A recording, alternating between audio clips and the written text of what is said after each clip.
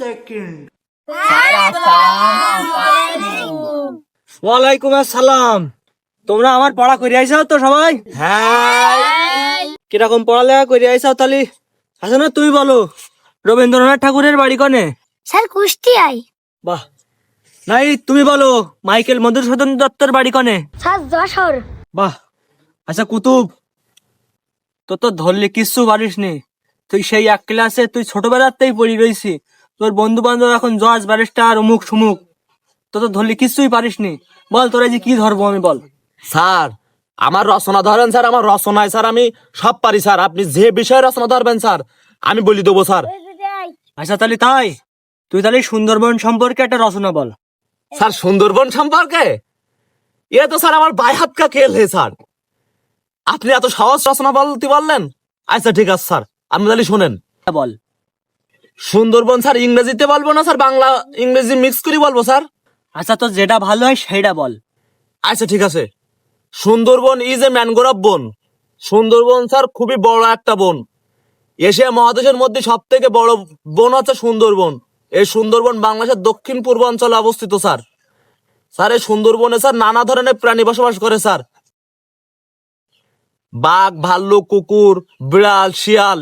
এই শিয়ালের দুটি কাঁঠাল পাতার মতন কান আছে স্যার। হ্যাজাং লাইটি টর্চ লাইটের মতন দুটো চোখ আছে। পাপসের মতন গায়ের লোম আছে। কারেন্টের খুঁটির মতন চারটি পা আছে স্যার। আর মেয়েদের মনের মতন ব্যাক একটা লেজ আছে, যা টানলেও কোনো সোজা হয় না স্যার। আর এই শিয়ালগুলো যখন রাতের বেলায় দেখা যায়, শিয়াল যখন কুকুরের সাথে মারামারি করতে যায়, তখন স্যার শিয়াল যখন না পারে তখন বলে হুক্কা হুয়া হুক্কা হুয়া। তখন বাকি শিয়ালগুলো তার ডাক শুনি বলে কিয়া হুয়া কিয়া হুয়া। স্যার কেমন হলো স্যার আমার সুন্দরবন সম্পর্কে রচনাটা? এই শালা, আমি কি তোর শিয়াল সম্পর্কে ধরি? তোর বলিস আমি সুন্দরবন সম্পর্কে বলতি। স্যার সুন্দরবনের মধ্যে কি স্যার শিয়াল থাকে না স্যার? থাকে তো, আরো কত প্রাণী থাকে, তাই বলি তুই শিয়ালের নাম বলবি? আচ্ছা স্যার তাহলে আর একটা ধরেন স্যার। আচ্ছা ঠিক আছে, এবার দেখি তুই শিয়াল কোনতে আনিস। আচ্ছা তোর নানার বাড়ি কি শিয়াল আস? না তো স্যার, আমার নানার বাড়ি কোনো শিয়াল টিয়াল নেই স্যার, দুটো কুকুর আছে স্যার। তাহলে তুই তোর নানার বাড়ির প্রাকৃতিক বৈশিষ্ট্য সম্পর্কে রচনা বল। এত সহজ রচনা স্যার? আচ্ছা ঠিক আছে, আপনি শোনেন তালি। বল। আমার নানার বাড়ি খুবই সুন্দর। এটা সাতক্ষীরা জেলার কলারা থানায় কাকডাঙ্গা গ্রামে অবস্থিত। আমার নানা নানি কেউ বেশি নেই স্যার। আমার নানা নানি একজন ভালো মানুষ ছিল। আমি আমার নানার বাড়ি খুব কম যাই। আমার নানার বাড়ি খুবই সুন্দর এলাকা। এখানকার মানুষজন খুবই ভালো। তারা সবাইকে ভালোভাবে আপ্যায়ন করে। আমি গেলে আমার অনেক খাবার কিনে দেয়। নানার বাড়ি সারা দিনের বেলা অনেক পশু পাখি দেখা যায়, অনেক মানুষজনের চলাচল দেখা যায়। আর রাতের বেলা সূর্য ডুবে যাওয়ার পরে এখানে অনেক পাখির কিচিরমিচির শোনা যায় স্যার। আর পাখির ডাকের সাথে সাথে এখানে কুকুর বিড়ালের ডাকও শুনতে পাওয়া যায়, সাথে শিয়ালের ডাকও শুনতে পাওয়া যায়।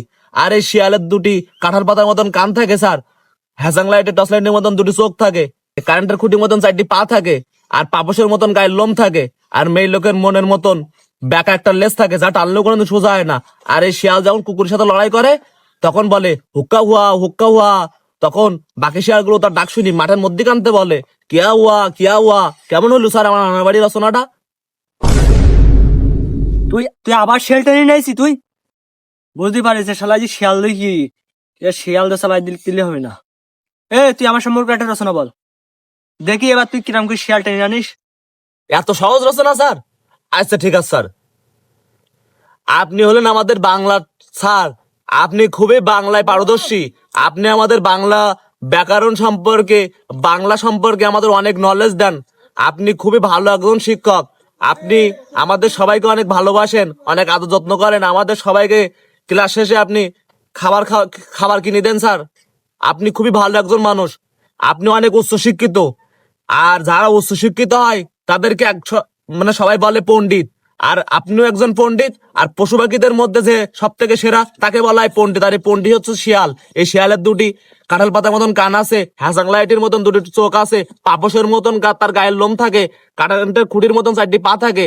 আর মেয়ে লোকের মনের মতন তার একটা লেজ থাকে ব্যাকা। আর এই লেজ কখনো টানলে সোজা হয় না। আর এই শিয়াল যখন রাত্রে বেলা হয় তখন বলে হুক্কা হুয়া হুক্কা হুয়া। তখন তার ডাক শুনি বাকি শিয়ালগুলো মাঠের মধ্যে কানতে চিল্লাই বলে কিয়া হুয়া কিয়া হুয়া। কেমন হলো স্যার আপনার সম্পর্কে একটা রচনা?